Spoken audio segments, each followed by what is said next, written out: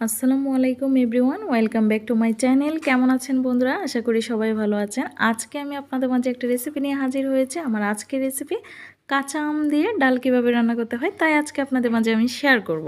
তো প্রথমে আমি এখানে একটা আম কেটে নিয়েছি, আর নিয়েছি পেঁয়াজ কুচি, রসুন কুচি, আর ডালে ফোড়ন দেওয়ার জন্য নিয়েছি এখানে 2টা শুকনো লঙ্কা, 2টা তেজপাতা, আর কালো জিরা, নিয়েছি রসুন ছেঁচা।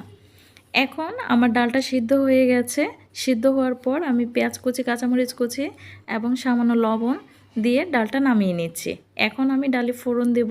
ডালে ফোড়ন দেওয়ার জন্য আমি তেলের মধ্যে সবগুলো উপকরণ দিয়ে ব্রাউন কালার করে ভেজে নিচ্ছি।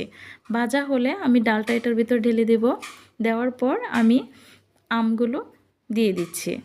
আমের ফালিগুলো দেওয়ার পর আমি 5 মিনিট জাল করে নিব। তৈরি হয়ে গেল আমার মজাদার কাঁচা আমের রেসিপি। আমার ভিডিওটি যদি আপনাদের কাছে ভালো লাগে অবশ্যই আমার চ্যানেলটি সাবস্ক্রাইব করে দিবেন।